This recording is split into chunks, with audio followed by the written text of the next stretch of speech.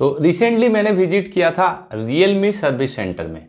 और यहाँ पे अगर आप ऑफिशियली चेक करोगे तो Realme के वेबसाइट पे आपको कलकत्ता में इसके 2 सर्विस सेंटर मिलेगा। और यहाँ पे एक सर्विस सेंटर आपको डायमंड हार्बर में मिलता है और दूसरा सर्विस सेंटर आपको मोनलिक स्क्वायर में मिलता है। और दोनों के दोनों जो सर्विस सेंटर है वो ऑथोराइज्ड सर्विस सेंटर है Realme का। यहाँ पे कलकत्ता में आपको बहुत सारे सर्विस सेंटर मिलेगा, लेकिन वो सारे सर्विस सेंटर ऑथोराइज नहीं है, वो लोकल सर्विस सेंटर है। तो मैंने विजिट किया था एकदम यहाँ पे ऑथोराइज सर्विस सेंटर, और यहाँ पे राजा सुबोध मल्लिक स्क्वायर पे जो इसका सर्विस सेंटर है, जो कि मेरा घर से थोड़ा सा नज़दीक पड़ रहा था, उसी को मैंने विजिट किया था। और वहाँ पे जाने के बाद मेरा कैसा एक्सपीरियंस था,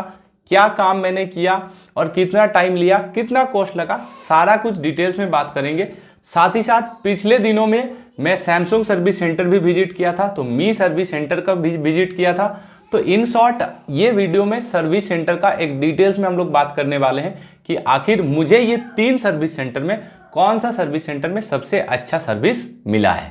पहला क्वेश्चन आप लोगों के दिमाग में ये आ रहा होगा कि मैंने क्यों सर्विस सेंटर विजिट किया था। तो मेरे पास है, आप लोग देख सकते हो, Realme 7 Pro, और इस फोन का डिस्प्ले जो है वो कंप्लीटली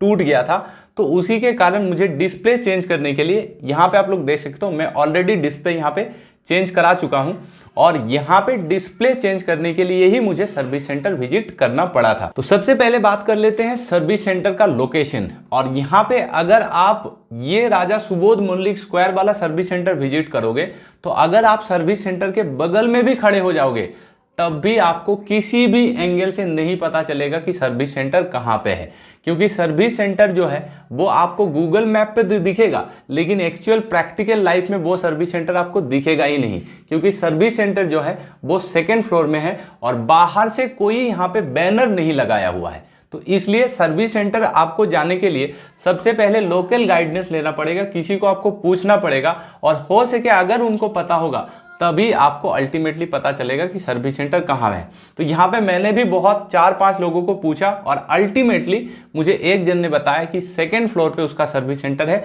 बाहर से कोई भी बैनर नहीं लगा हुआ था। तो जैसे ही मैंने सबसे पहले सर्विस सेंटर में विजिट किया, मैं कंप्लीटली शॉक्ड हो गया। यहाँ पे कंप्लीटली मुझे लगा ये मैं कहाँ पे पहुँच गया, क्योंकि जो सर्विस सेंटर था वो बहुत ही छोटा सा एक जगह था, जहाँ पे लगभग 5 से 10 लोगों को बैठने का जगह था। और यहाँ पे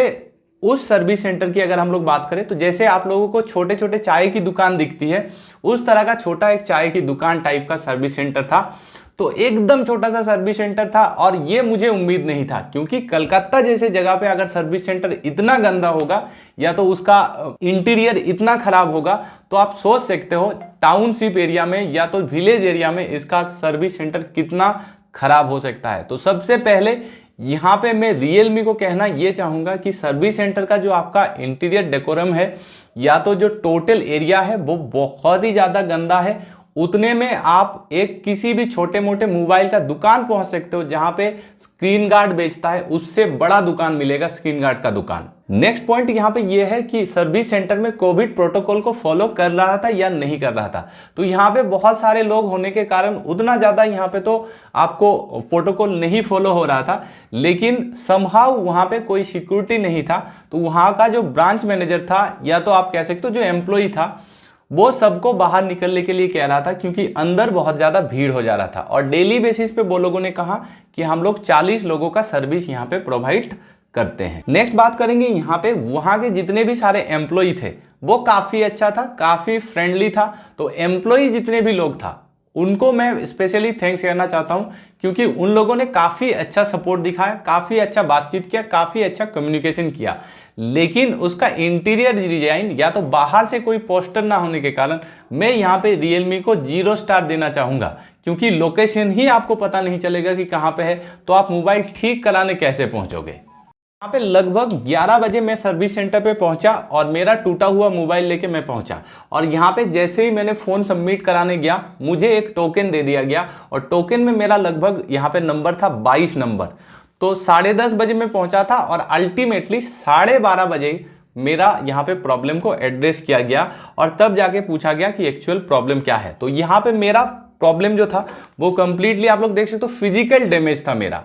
तो यहाँ पे मैंने और एक चीज नोटिस किया, जहां पे कॉस्ट लग के आपका रिपेयरिंग होगा वो ज्यादा जल्दी कर रहा था, और जहां पे कॉस्ट नहीं लगेगा, फॉर एग्जांपल जो फ्री ऑफ कॉस्ट में होगा जो सर्विस, जो कि वारंटी पीरियड में है, उन लोगों को ज्यादा लेट हो रहा था। तो यहां पे मुझे ये सीधा सीधा समझ में आ चुका था कि कंपनी का फायदा उसी में है जो कि वारंटी पीरियड में नहीं है। तो यहां पे मेरा स्क्रीन टूटा हुआ था, तो ये लोग मुझे बहुत जल्दी एड्रेस किया और लगभग 12:30 बजे मेरा मोबाइल ले लिया गया और वहां पे चालान भी कट गया और कंप्लीटली मुझे एक पे स्लिप भी भेजा गया है। लगभग 3:30 बजे, लगभग 3 घंटे के बाद मेरा यहाँ पे फोन कंप्लीटली ठीक होके आ गया और फोन में मेरा जो टोटल कॉस्टिंग पड़ा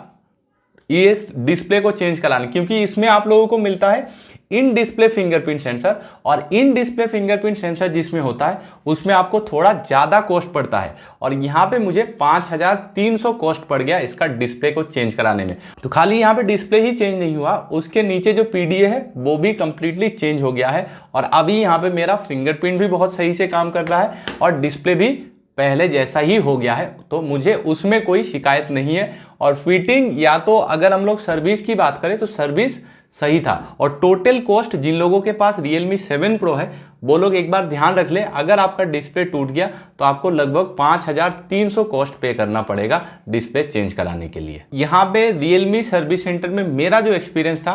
वो आप ना तो बहुत अच्छा कह सकते हो ना तो बहुत आप खराब कह सकते हो। यहाँ पे Realme को डेफिनेटली कलकत्ता वाले जगह पे कम से कम, यहाँ पे जब आप मेट्रो सिटी की बात करते हो, जब आप एक अर्बन एरिया की बात करते हो, तो वहाँ पे सर्विस सेंटर का जो इंफ्रास्ट्रक्चर है उसको और थोड़ा सा डेवलप करने की ज़रूरत है। तो यहाँ पे बाकी ऐसे एज यूजल अगर ओवरऑल हम लोग यहाँ पे सर्विस की बात करें तो Realme सर्विस सेंटर से मुझे ठीक ठाक सर्विस मिला है। तो रिसेंटली मैंने 3 सर्विस सेंटर विजिट किया था, सैमसंग, मी के सर्विस सेंटर पे और Realme के सर्विस सेंटर पे। तो अगर ओवरऑल यहाँ पे मैं रेटिंग करने जाऊँ तो यहाँ पे सैमसंग को मैं देना चाहूँगा 3 स्टार, और 3 स्टार मैं इसीलिए देना चाहूँगा क्योंकि सैमसंग का यहाँ पे इंफ्रास्ट्रक्चर तो बहुत सही है और बहुत जल्दी आपको सर्विस भी मिलता है, लेकिन कॉस्ट आपको बहुत ज़्यादा पे करना पड़ता है, इसलिए 5 स्टार में मैं सैमसंग को देना चाहूँगा 3 स्टार। नेक्स्ट अगर हम लोग Xiaomi की बात करें तो यहाँ पे Xiaomi का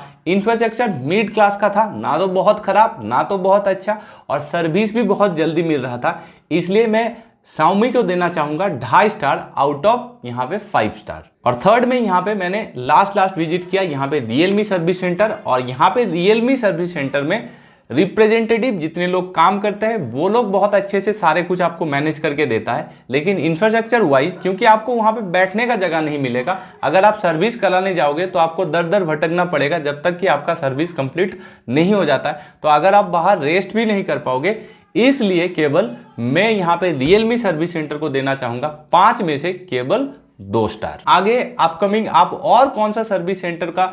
वीडियो देखना पसंद करोगे, आप लोग अगर कमेंट करोगे तो मैं भी कुछ ना कुछ रीजन से मैं उस सर्विस सेंटर में डेफिनेटली पहुंचूंगा और आगे आप लोगों को उससे रिलेटेड भी वीडियो बना के प्रोवाइड करूंगा। तो इसी तरह का वीडियो देखने के लिए हमारे चैनल को डेफिनेटली सब्सक्राइब करें, बेल आइकन प्रेस करें ताकि वीडियो अपलोड होने से ही आपको सबसे पहले नोटिफिकेशन मिले। हम मिलेंगे आपसे नेक्स्ट वीडियो में, तब तक के लिए टेक केयर, बाय बाय।